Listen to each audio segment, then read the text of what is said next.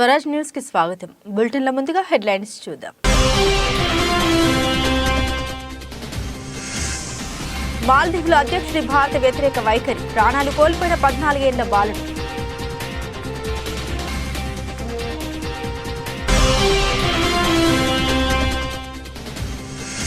కేంద్ర ప్రభుత్వం సంచలన నిర్ణయం, మయన్మార్ సరిహద్దుల్లో కంచె, స్వేచ్ఛా సంచారానికి త్వరలో ముగింపు పలుకుతామన్న అమిత్ షా.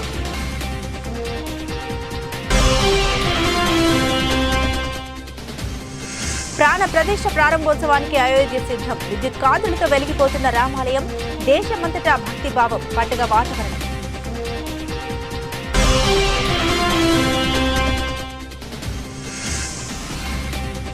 కాంగ్రెస్ అగ్రనేతల సమక్షంలో వైఎస్ షర్మిల ప్రమాణ స్వీకారం, ప్రసంగంపై ఉత్కంఠ.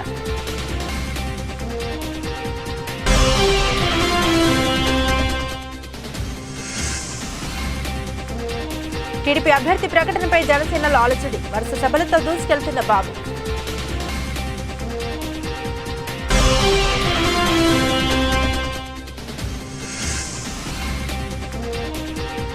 రేవంత్ సర్కార్ కీలక నిర్ణయం, ప్రభుత్వ సలహాదారుల నియామకం.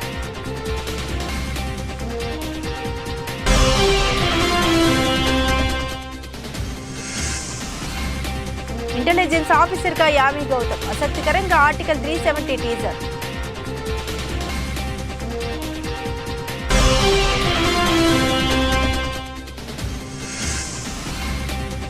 ఐకాన్ ఆఫ్ ద సీస్, ప్రపంచంలోనే అత్యంత విలాసవంతమైన భారీ ఓడ.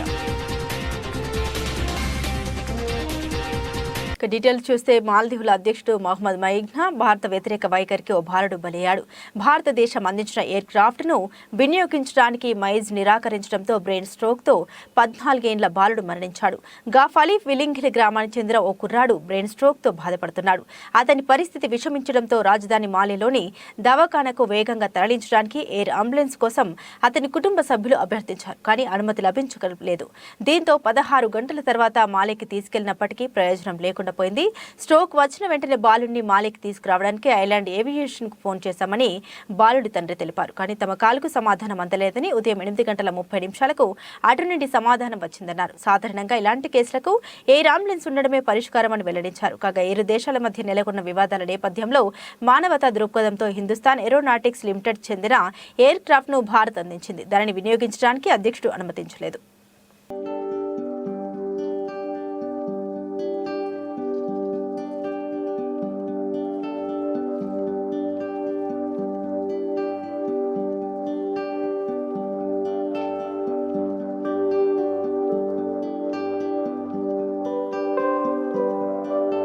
మయన్మార్లో సైనిక పాలకులు, తిరుగుబాటు దళాలకు మధ్య జరుగుతున్న అంతర్యుద్ధం భారత్పై ప్రభావం చూపుతుంది. ఆ దేశానికి చెందిన వందలాది మంది సైనికులు పారిపోయి సరిహద్దు రాష్ట్రమైన మిజోరాంకు వస్తున్నారు. ఈ నేపథ్యంలో దీన్ని కట్టడి చేసేందుకు చర్యలు తీసుకోవాలని రాష్ట్ర సీఎం లాల్దు హోమా అభ్యర్థనపై కేంద్ర హోంమంత్రి అమిత్ షా స్పందించారు. సరిహద్దులో స్వేచ్ఛా సంచారాన్ని నియంత్రిస్తూ బంగ్లాదేశ్ సరిహద్దుల మాదిరిగానే మయన్మార్ సరిహద్దుల్లో కూడా త్వరలో కంచె వేస్తామని ప్రకటించారు. అస్సాంలోని గుహవాటిలో శనివారం జరిగిన Assam police commandos passing out parade కార్యక్రమంలో అమిత్ షా పాల్గొన్నారు. ఈ సందర్భంగా వారు మాట్లాడారు. బంగ్లాదేశ్ సరిహద్దుల మాదిరిగానే మయన్మార్ తో భారత సరిహద్దులను కూడా పరీక్షిస్తామన్నారు. మయన్మార్ తో చేసుకున్న సరిహద్దులో స్వేచ్ఛా సంచారానికి సంబంధించిన ఒప్పందం పై పునఃపరిశీలన చేస్తామని, త్వరలో దానికి ముగింపు పలుకుతామని తెలియజేశారు. ప్రస్తుతం 2 దేశాల మధ్య అమల్లో ఉన్న ఒప్పందం మేరకు భారత్ మయన్మార్ సరిహద్దుల్లోని 16 కిలోమీటర్ల పరిధిలో నివసించే ఇరు దేశాల ప్రజలు వీసా లేకుండా, ఎలాంటి భద్రతా తనిఖీలు లేకుండా ఒకరి భూభాగాల్లోకి మరొకరు వెళ్లేందుకు అవకాశం ఉంది.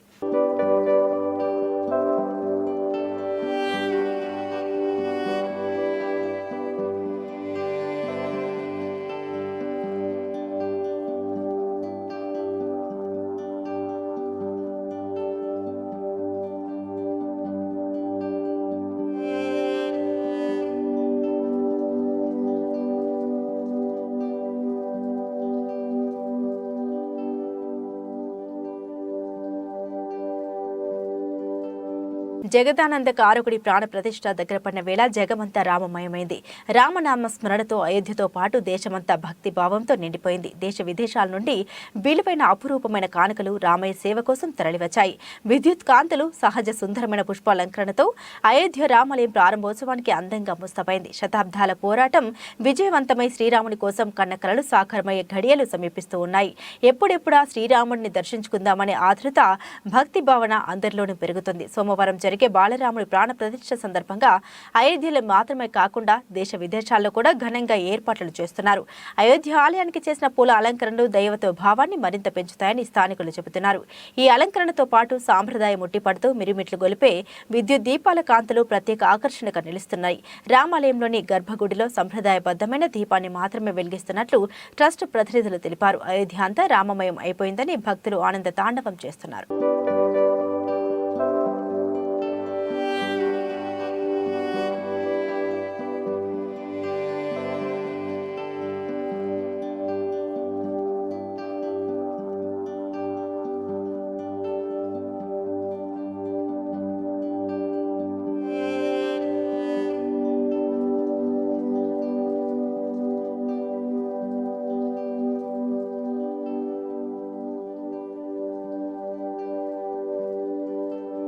ఏపీ కాంగ్రెస్ కు కొత్త సారథి రాష్ట్ర అధ్యక్షురాలిగా వైఎస్ షర్మిల ప్రమాణ స్వీకారం చేస్తున్నారు. ఈ కార్యక్రమానికి పార్టీ అగ్రనేతలతో పాటు రాష్ట్ర వ్యవహారాల ఇన్ఛార్జ్ మాణిక్యం ఠాకూర్, ఏఐసిసి కార్యదర్శి మునియప్పన్, కృష్ణఫర్ తిలక్ హాజరు కానున్నారు. షర్మిల ప్రమాణ స్వీకారానికి కానూరులో ఆహ్వానం ఫంక్షన్ హాల్ వేదికగా కాబోతుంది. ఆ తర్వాత ర్యాలీగా బయలుదేరి విజయవాడ పార్టీ ఆఫీస్ ఆంధ్రరత్న భవన్లో అధ్యక్ష హోదాలో బాధ్యతలు తీసుకుంటారు షర్మిల. ప్రమాణ స్వీకారం అనంతరం షర్మిల ఏం మాట్లాడబోతున్నారు? ఆమె ప్రసంగం ఎలా ఉండబోతుంది? తొలి ప్రసంగంతోనే కార్యకర్తల్లో నూతన ఉత్తేజం నింపుతారా? పార్టీకి జవసత్వాలు నింపేలా ప్రసంగం ఉండబోతుందా? భవిష్యత్ కార్యాచరణపై స్పష్టత ఇవ్వబోతున్నారు. షర్మిల ప్రమాణ స్వీకారం నేపథ్యంలో ఆసక్తి నెలకొంది. నిన్న ఇడుపులపై వెళ్లిన షర్మిల తండ్రి సమాధి దగ్గర నివాళులు అర్పించారు. షర్మిల ఆధ్వర్యంలో మాజీ మంత్రి అహ్మదుల్లా పార్టీలో చేరారు. ఇవాళ మంగళగిరి ఎమ్మెల్యే ఆళ్ల రామకృష్ణారెడ్డితో పాటు మరికొందరు కాంగ్రెస్ లో చేరబోతున్నారని తెలుస్తోంది. వైఎస్ఆర్ ఆత్మసాక్షిగా చెప్పుకునే కేవీపీ రామచంద్రరావు షర్మిలకు రాజకీయ గురువు కాబోతున్నారనే టాక్ కూడా వినిపిస్తుండగా సిడబ్ల్యూసీ సభ్యులు రఘువీర షర్మిల ద్వారా చక్రం తిప్పబోతున్నారనే చర్చ రాజకీయ వర్గాల్లో జరుగుతోంది. రాజశేఖర రెడ్డి బిడ్డ వైఎస్ షర్మిలారెడ్డి ఆంధ్ర రాష్ట్ర కాంగ్రెస్ కమిటీ అధ్యక్షురాలుగా బాధ్యతలు స్వీకరించిన సందర్భంగా ఈరోజు రాజశేఖర రెడ్డి గారి ఘాటు వద్ద రాజశేఖర రెడ్డి గారికి నివాళులు అర్పించి రాజశేఖర రెడ్డి గారి ఆశీర్వాదాలు తీసుకోవడానికి ఇక్కడికి రావడం జరిగింది. రాజశేఖర రెడ్డి గారి ఆశయాల కోసమే ఈరోజు రాజశేఖర రెడ్డి బిడ్డ కాంగ్రెస్ పార్టీలో చేరడం జరిగింది. రాజశేఖర రెడ్డి గారికి కాంగ్రెస్ పార్టీ అన్నా, కాంగ్రెస్ పార్టీ సిద్ధాంతాలన్నా ప్రాణంతో సమానం. ఆ సిద్ధాంతాల కోసం రాజశేఖర రెడ్డి గారు ఎంత దూరమైనా వెళ్ళేవారు. ఈరోజు మన భారతదేశంలో సెక్యులరిజం అన్న పదానికి, ప్లూరలిజం అన్న పదానికి అసలు అర్థమే లేకుండా పోయింది. రాజ్యాంగానికి గౌరవం లేకుండా పోయింది. ఇవన్నీ మళ్ళీ నెలకొనాలి. కాంగ్రెస్ పార్టీ సిద్ధాంతాలు నిలబడాలి. భారతదేశానికి మంచి జరగాలి. రాజశేఖర రెడ్డి గారి ఆశయాలన్నీ సిద్ధించాలి. అందుకే రాజశేఖర రెడ్డి బిడ్డ కాంగ్రెస్ పార్టీలో చేరడం జరిగింది. ఆ సిద్ధాంతాల కోసం ఆఖరి వరకు నిలబడతానని రాజశేఖర రెడ్డి గారి కోరుకున్నట్టుగా రాహుల్ గాంధీ గారిని ప్రధానమంత్రిని చేసేంత వరకు నా పోరాటమే కాదు, ఇక్కడ ఏ ఒక్కరి పోరాటం కూడా ఆగదని మరొకసారి ఈ సందర్భంగా మీ అందరూ. ఏపీలో అన్ని రాజకీయ పార్టీలు రాజకీయ వ్యూహాలను సిద్ధం చేసుకుంటున్నాయి. మరో 2 నెలల్లో జరిగే అసెంబ్లీ, పార్లమెంట్ ఎన్నికల్లో గెలుపు లక్ష్యంగా పావులు కదుపుతున్నాయి. అయితే ఎన్నికల నోటిఫికేషన్ రాకముందే ప్రచారంలో దూకుడు పెంచారు టీడీపీ అధినేత చంద్రబాబు. రా కదలిరా సభలతో క్యాడర్లో జోష్ పెంచుతున్నారు. ఓ అడుగు ముందుకేసి అరకు, మండపేటలో అభ్యర్థుల్ని అనౌన్స్ చేశారు. దీంతో టీడీపీ అటు జనసేనలో అలజడి మొదలైంది. అభ్యర్థుల అనౌన్స్మెంట్ ను తప్పుపడుతున్నారు స్థానిక నేతలు. రెబల్ గా తాము ఖచ్చితంగా పోటీలో ఉంటామంటూ హెచ్చరిస్తున్నారు. టీడీపీ అధినేత చంద్రబాబు టూర్ తర్వాత తర్వాత అరకు మండపేటలో టికెట్ మంటలు రేగాయి. అరకు సభ వేదికగా దొన్నదొరను టీడీపీ అభ్యర్థిగా ప్రకటించారు బాబు. కన్ఫ్యూజన్ లేకుండా అందరూ కలిసి పనిచేసుకోవాలని సూచించారు బాబు. గెలుపే ధ్యేయంగా పనిచేయాలని, అరకులో విజయం సాధించాలని పిలుపునిచ్చారు. దొన్నదొర పేరును చంద్రబాబు ఏకపక్షంగా ప్రకటించారంటూ సోమా కుమారుడు అబ్రహం అభ్యంతరం వ్యక్తం చేశారు. టికెట్ విషయంలో రాజీ పడే ప్రసక్తే లేదన్నారు. ఇన్నేళ్లు తాను పార్టీ కోసం అహర్నిశలో కష్టపడితే పార్టీ ఇచ్చే బహుమానం ఇదేనా అంటూ ప్రశ్నించారు అబ్రహం.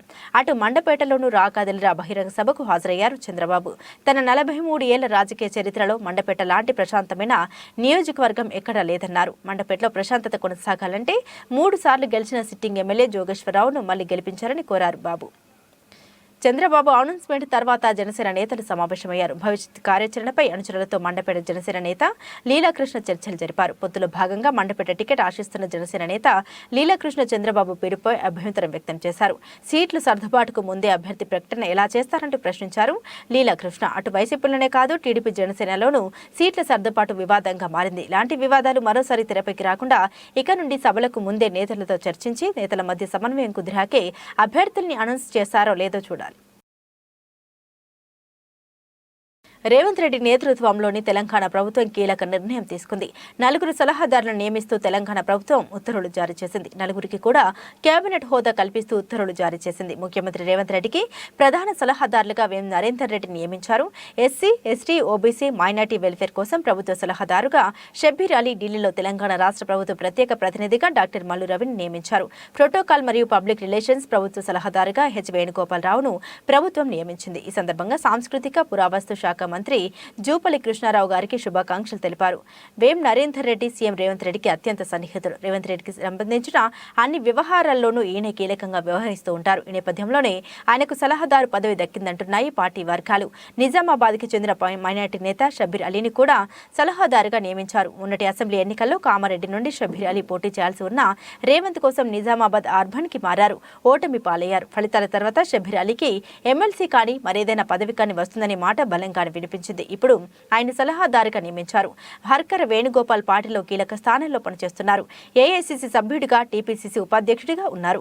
ప్రోటోకాల్ కమిటీ చైర్మన్ గాను ఉన్న వేణుగోపాల్ కు రాహుల్ సహా పార్టీ సీనియర్లతో సత్సంబంధాలు కూడా ఉన్నాయి. ఆయన కూడా ఇప్పుడు సలహాదారుగా నియమితులయ్యారు. ఇక మల్లు రవిని ఢిల్లీలో ప్రత్యేక ప్రతినిధిగా నియమించారు.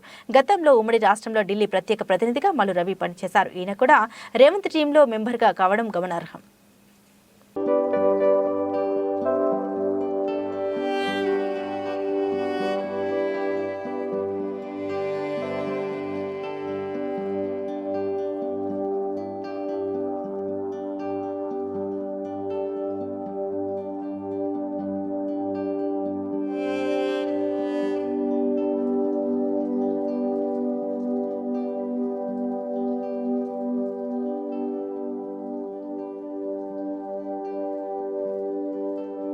లో రేవంత్ రెడ్డి గారి స్పీచ్. ఎక్కడికి పోయినా mass young dynamic leader Revanth Reddy crazy మామూలుగా లేదు కదా, తగ్గేదే లేదంటున్నారు రేవంత్ రెడ్డి. ప్రజలు బుద్ధి చెప్పినా ఇంకా బీఆర్ఎస్ పార్టీ నాయకులకు ఇంకా అహంకారం తగ్గించుకోవట్లేదని కేసీఆర్ కు, కేటీఆర్ కు రేవంత్ రెడ్డి సవాల్ విసిరారు. పులి బయటకు వస్తుంది అని టీఆర్ఎస్ పార్టీ నాయకులు ప్రచారం చేస్తూ ఉంటే పులిని బంధించడానికి మా దగ్గర బోన్లు సిద్ధంగా చేశాము రేవంత్ రెడ్డి సమాధానమిచ్చారు. లండన్ పర్యటనలో మా స్పీచ్ తో లండన్ లో ఉన్న తెలుగు ప్రజలు కూడా రేవంత్ రెడ్డి గారికి ఘనంగా స్వాగతం పలుకుతున్నారు. బొక్కబోర్లు పడేసి బొక్కలు ఇరగొట్టినా ఇవాళంతా మాట్లాడుతున్న రాబోయే పార్లమెంట్ ఎన్నికలలో చూసుకోవాలి. పిల్లారంగా చాలా శోభరాజుకు సవాలు విసురుతున్నా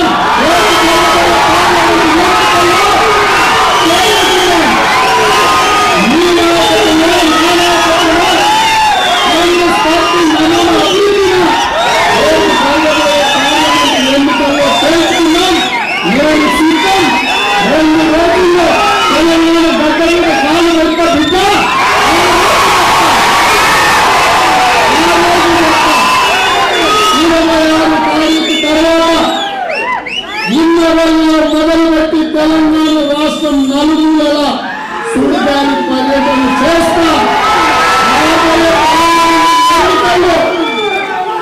మీ నిశాన్ లేకుండా 100 మీటర్ల గోటి తీసి పాతి కొడతామని చెప్పి సాక్షిగా చెప్పదలుచుకున్నాం. పెండ్యాల గ్రామంలో కోటి రూపాయలతో పలు అభివృద్ధి కార్యక్రమాల ప్రారంభోత్సవాల్లో విజయవాడ పార్లమెంట్ సభ్యులు కేశినేని నాని ఎమ్మెల్యే మొండితోక జగన్ పాల్గొన్నారు. ఈ సందర్భంగా కేశినేని చిన్నిపై విజయవాడ ఎంపీ కేశినేని నాని ఘాటు వ్యాఖ్యలు చేశారు.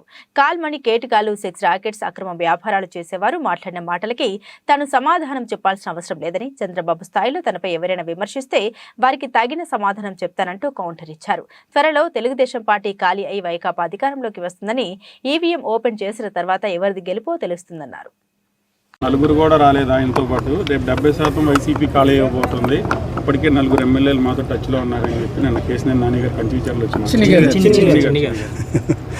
మొన్న విజయవాడలో చెప్పా, కొంతమందిని ఇగ్నోర్ చేయడం బెటర్. అర్థమైందా? మీరు మీడియాలో అనవసరంగా బ్రోతల హౌసులు నడిపే వాళ్ళని, కాల్మనీ వ్యాపారస్తుల్ని, చీటర్లని, డాఫర్లని పెద్దవాళ్ళని చేయొద్దు. దయించి నాతో మాడేచ్చొద్దు. నిన్న బాక్స్ ఓపెన్ చేసినాక 100% ఏది ఖాళీ అవుతుందో తెలుస్తుంది. సో అవన్నీ అనవసరమైన మాటలు, ఉత్తర కుమారుడు ప్రగల్భాలు ఇవన్నీ. అనుచరులతో నేను ఆత్మీయ సమావేశం ఏర్పాటు చేశారు. అంటే గతంలో టీడీపీలో ప్రధాన అనుచరులతో. సో ఇప్పుడు నేను అంతకుముందు టీడీపీలో ఉన్నా, ఇప్పుడు వైఎస్ఆర్సీపీలో ఉన్నా. ఎవరు ప్రయారిటీస్ వాళ్ళకు ఉంటాయి. అంతేగాని ఇప్పుడు వాళ్ళు పార్టీకి పనిచేశారు, ఇక్కడ పార్టీకి పనిచేసే వాళ్ళు ఉన్నారు. ఇప్పుడు మా ముగ్గురు ఇది నచ్చి నందిగామలో వచ్చేవాళ్ళు వస్తారు. మేము ఎవరిని కూడా బలవంతం చేయం. ఎందుకంటే ప్రజలంతా జగన్మోహన్ రెడ్డి అంటున్నారు. ప్రజలు మొత్తం ఇవాళ జగన్మోహన్ రెడ్డి గారు కావాలనుకుంటున్నారు. సో దాంట్లో ఇప్పుడు నాయకులు చేసేది ఏం లేదు, పాత్ర చాలా తక్కువ ఇవాళ. అదేందా? సో ప్రజలు ఒక పక్షాన ఉన్నప్పుడు నాయకులు అనేది ఉంటారు, కొంత పార్టీ ఉంటుంది. కానీ దానివల్ల పెద్ద ఇదే ఉంది. ఒక పక్క అంబేద్కర్ భారీ విగ్రహం నేను ఓపెన్ చేశారు జగన్ గారు. నేను మీ సోదరుడు తొర్లపాడు ఆ గ్రామాలకు వచ్చి దళితులపై దాడులు అరికట్టాలని ఆందోళన నిర్వహిస్తున్నారు. తెలుగుదేశం పార్టీ ఇప్పటికే ఫుల్ అయిపోయింది. వైసీపీ నుంచి ఎమ్మెల్యేలు వచ్చినా, నాయకులు వచ్చినా ఖాళీ లేదు. అలాంటి వాళ్ళు మంచి వాళ్ళు వస్తే తీసుకుంటాం తప్ప ఎంతమంది. ఎవరన్నారు? చంద్రబాబు అడిగితే చెప్పండి సార్. నాకు ఇవన్నీ టీడీపీ కోర్టుగా పనిచేశారు. మీరు టీడీపీలో ఉన్నప్పుడు వైఎస్ఆర్ కోర్టుగా పనిచేశారు అన్నారు. దాని గురించి మీరేమంటారు? చెప్పే కదా, కాల్మనీ వ్యాపారస్తుల గురించి నేనేం మాట్లాడను. నువ్వు చంద్రబాబు గురించి మాట్లాడి చెప్తా, లోకేష్ గురించి మాట్లాడి చెప్తా. అది లోకేష్ నా స్థాయికి నేను తక్కువ మాట్లాడాల్సిందే. అచ్చంపేట పట్టణంలోని 100 పడకల ఆసుపత్రిని వైద్య ఆరోగ్య శాఖ మంత్రి దామోదర్ రాజనరసింహ మరియు ఉమ్మడి పాలమూరు జిల్లా ఇన్ఛార్జి ఎమ్మెల్యే డాక్టర్ చిక్కుడు వంశీకృష్ణ సందర్శించారు. ఈ సందర్భంగా మంత్రి మాట్లాడుతూ 100 పడకల ఆసుపత్రిని కట్టించి సిబ్బందిని, సౌకర్యాలను మర్చిపోయారని పేర్కొన్నారు. రికార్డులను పరిశీలించి ప్రజలకు 24 గంటల వైద్యులు అందుబాటులో ఉండి మెరుగైన వైద్యం అందించాలని, ప్రభుత్వ ఆసుపత్రిలోనే ఇంకా ప్రసవాలను పెంచే విధంగా డాక్టర్లను తీసుకోవాలని అన్నారు. సీఎం రేవంత్ రెడ్డితో మాట్లాడి అచ్చంపేట నియోజకవర్గంలో నర్సింగ్ కళాశాలను ఏర్పాటు చేస్తామని హామీ ఇచ్చారు.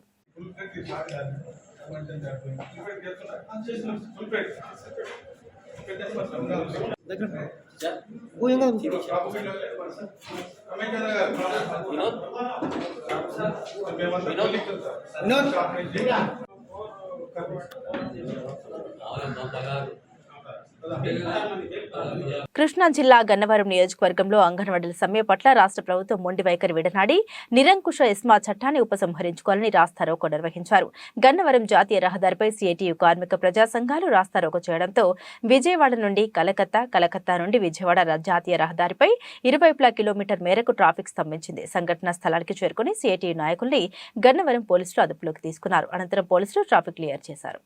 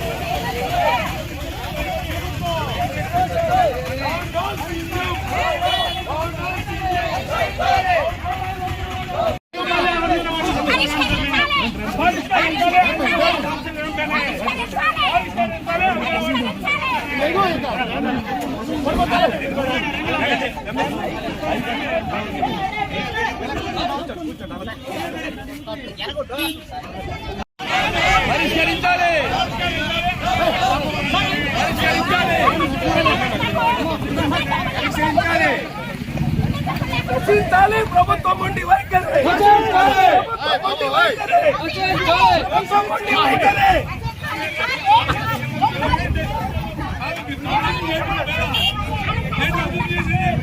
గత బీఆర్ఎస్ ప్రభుత్వం అంతా అవినీతిమయమని మాజీ మంత్రి బోధన్ ఎమ్మెల్యే సుదర్శన్ రెడ్డి ఆరోపించారు. బోధన్ సాలూర మండలాల్లో ఎమ్మెల్యే సుదర్శన్ రెడ్డి పర్యటించారు. నాయకులు, కార్యకర్తలు ఎమ్మెల్యే సుదర్శన్ రెడ్డికి ఘనంగా సన్మానించారు. ఈ సందర్భంగా ఎమ్మెల్యే సుదర్శన్ రెడ్డి మాట్లాడుతూ గత బీఆర్ఎస్ ప్రభుత్వంలో నాయకులు అక్రమ దందాలు కొనసాగిస్తూ కమిషన్లు దండుకున్నారని ఆగ్రహం వ్యక్తం చేశారు. మిగులు బడ్జెట్తో ఉన్న తెలంగాణ రాష్ట్ర ఖజానాను ఖాళీ చేశారని, నాయకులు ఎవరైనా సరే అనవసర రాజకీయాలకు స్వస్తి పలికి అభివృద్ధిని కోరుకోవాలనుకున్నారు. రాష్ట్రాన్ని దోచుకుంది చాలక పెద్ద పెద్ద మాటలు మాట్లాడుతున్నారని, నోరు అదుపులో పెట్టుకుని మాట్లాడాలని కేసీఆర్ ను ఉద్దేశించి హెచ్చరించారు. 10 క్లాసులు ఒక్కొక్క టీచర్ ఒక్కొక్క సబ్జెక్టు ఇస్తారు. దాని ప్రకారం కూడా చర్చ కావాలి. అదేవిధంగా మీ అందరినీ నా రైతు సోదరులను అభినందిస్తూ ఉన్నాను. మీరు సొంత ల్యాండ్స్ కొన్ని ఎకరాలు ఇచ్చినందుకు, అదేవిధంగా ప్రైమరీ వరకు ఇక్కడ అకామిడేషన్ సరిపోతాం అనుకుంటాను. ఆ తర్వాత మనం అక్కడ కూడా గత ప్రభుత్వం పుణ్యాత్ములు ఎక్కడ చూసినా బాధ్యతలు పెట్టారు. ఏమి చేయాలని డబ్బులు ఎదుగుతున్నాయి కాబట్టి తప్పనిసరిగా నా ఇంజనీర్లతో ఎస్టిమేషన్ చేపించి మనకు ఒక 4-5 క్లాసెస్ కూడా అక్కడ నడిచేట్టు నేను కూడా ప్రయత్నం చేస్తాను. అదేవిధంగా మీ హెడ్ మాస్టర్లు కానీ టీచర్లు కానీ బాగా పనిచేస్తున్నారా? బాగా పనిచేస్తూ ఉన్నారు, మీటింగ్లు చెప్తా ఉన్నారు. కానీ తప్పనిసరిగా రంగారెడ్డి జిల్లా పేకాట స్థావరాలపై రాయకోడ్ పోలీసులు మెరుపు దాడులు చేశారు. రాయకోడ్ మండలం కుస్నూరు గ్రామ వాగు వద్ద కొందరు పేకాట ఆడుతున్నారని తెలుసుకున్న ఎస్ఐ వెంకటరెడ్డి పోలీసు సిబ్బందితో కలిసి దాడులు నిర్వహించగా పేకాట ఆడుతున్న 12 మందిని అదుపులోకి తీసుకున్న పోలీసులు వారి నుండి 19,900 రూపాయలను సీజ్ చేసినట్లు రాయకోడ్ ఎస్ఐ తెలియజేశారు. పేకాట రాయిలను కోర్టులో ప్రవేశపెట్టనున్నట్లు, ఎక్కడైనా ఎవరైనా పేకాట ఆడుతుంటే సమాచారం ఇవ్వాలని ప్రజలకు సూచించారు. పేకాట ఆడేవారు ఎంతటి వారైనా కఠిన చర్యలు తప్పవని హెచ్చరించారు ఎస్ఐ వెంకటరెడ్డి. ఈరోజు ఆఫ్టర్నూన్ 3:30కి ఈ కుస్నూరు విలేజ్లోను కుస్నూరు వాల్ పక్కన పేకాట ఆడుతున్నారని చెప్పేసి సమాచారం రావడం జరిగింది. సో వెంటనే నేను మా సిబ్బంది కలిసి మఫ్టీలో రైడ్ చేయగా అక్కడ ఉన్నటువంటి మొత్తం టోటల్ 12 మంది పేకాట ఆడుతున్నారు. ఇమీడియట్గా మేము పట్టుకోవడానికి వెళ్తే 5 పట్టుబడ్డారు, 7 పారిపోవడం జరిగింది. వాళ్ళు డబ్బులు వదిలేసి అక్కడ పారిపోయారు. సో వారి వద్ద మొత్తం టోటల్ అమౌంట్ 19,900 రూపాయలు, 19,900 రూపాయలు అమౌంట్ను సీజ్ చేయడం జరిగింది. సో వారందరి మీద 12 మంది మీద కేసు నమోదు చేస్తున్నాం. అదేవిధంగా వాళ్ళని కూడా త్వరలోనే అరెస్ట్ చేసి కోర్టు ముందు కూడా ప్రొడ్యూస్ చేయడం జరుగుతుంది. ఎవరైనా ఇట్లా పేకాట ఆడితే మాత్రం కఠిన చర్యలు తీసుకుంటాం. ఎవరిని వదిలిపెట్టే ప్రసక్తి లేదు. ఎవరు కూడా ఆడద్దు సంసారం ఖరాబ్ అయింది కాబట్టి ఎవరు కూడా ఆడొద్దు అని చెప్పేసి మీ అందరికీ విజ్ఞప్తి చేస్తున్నాం. విద్యా సంస్థ నిజామాబాద్ జిల్లా ఆర్మూర్ మున్సిపాలిటీ పరిధిలోని ఆల్ఫోర్స్ లిటిల్ నేషనల్ స్కూల్ శనివారం రోజున జనవరి 22న జరగబోయే అయోధ్య రామ మందిరంలో శ్రీరాముని విగ్రహ ప్రతిష్టాపన జరుగుతుంది. కాబట్టి ఈ సందర్భంగా ముందస్తుగా ఆల్ఫోర్స్ లిటిల్ నేషనల్ స్కూల్లో సీతారామ లక్ష్మణ సమేత ఆంజనేయ స్వామి స్వాగతం పలికిన విద్యా సంస్థ విద్యార్థులతో నృత్యాలు, సాంస్కృతిక కార్యక్రమాలు నిర్వహించడం జరిగింది. భారతదేశం యొక్క విలువలతో కూడిన సంస్కృతిని విద్యార్థులకు నేర్పించడం మా ఉద్దేశమని, అదేవిధంగా చదువులతో పాటు విద్యార్థులకు భారతదేశ సంస్కృతి పట్ల అవగాహన ఉండాలని పేర్కొన్నారు.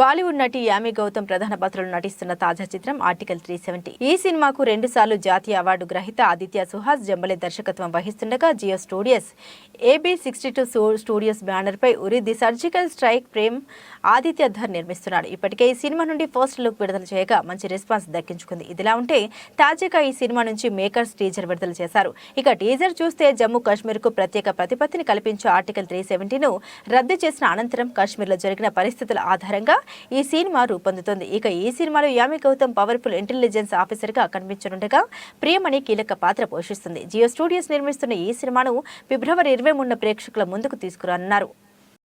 టైటానిక్ ఓడతో పోల్చితే 5 రెట్లు పెద్దది. 20 అంతస్తులు కలిగిన అత్యంత విలాసవంతమైన భారీ ఓడ ఐకాన్ ఆఫ్ ద సీస్ ప్రయాణికుల కోసం సిద్ధమైంది. ప్రపంచంలోని అతిపెద్ద ఓడగా రికార్డు సృష్టించిన ఐకాన్ ఆఫ్ ద సీస్ మొదటి సముద్ర ప్రయాణం ఈ నెల 27న మియామి నుండి మొదలు కానుంది. ప్రయాణికులకు అత్యద్భుతమైన అనుభూతిని కలిగించే central park, water park, thrill island, swimming pools ఇలా 8 రకాల సౌకర్యాలు ఇందులో ఉన్నాయి.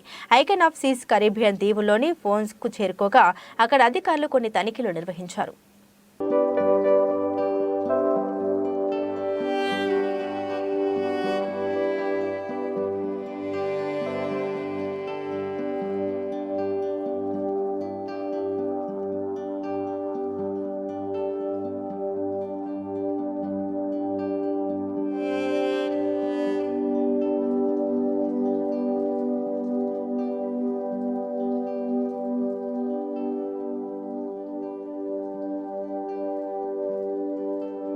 బులెటిన్ ముగించే ముందు హెడ్లైన్స్ మరోసారి.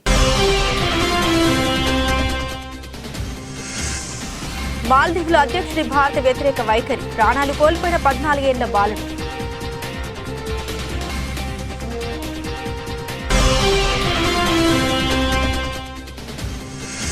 కేంద్ర ప్రభుత్వం సంచలన నిర్ణయం, మయన్మార్ సరిహద్దుల్లో కంచె, స్వేచ్ఛా సంచారానికి త్వరలో ముగింపు పలుకుతామన్న అమిత్ షా.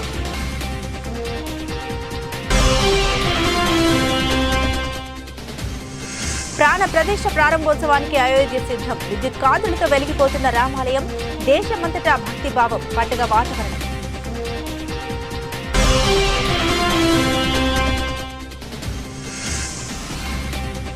కాంగ్రెస్ అగ్రనేతల సమక్షంలో వైఎస్ షర్మిల ప్రమాణ స్వీకారం, ప్రసంగంపై ఉత్కంఠ.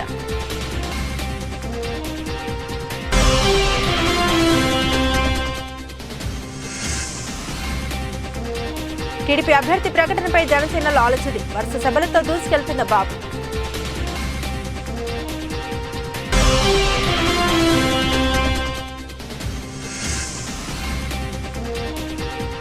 రేవంత్ సర్కార్ కీలక నిర్ణయం, ప్రభుత్వ సలహాదారుల నియామకం.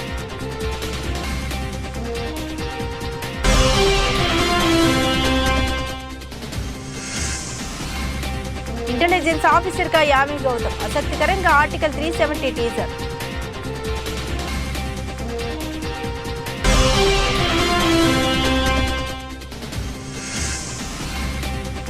ఐకాన్ ఆఫ్ ద సీస్ ప్రపంచంలోనే అత్యంత విలాసవంతమైన భారీ ఓడ. ఇవి బులెటిన్లోని విశేషాలు. తిరిగి మరో బులెటిన్తో మళ్ళీ కలుసుకుందాం. సెలవు.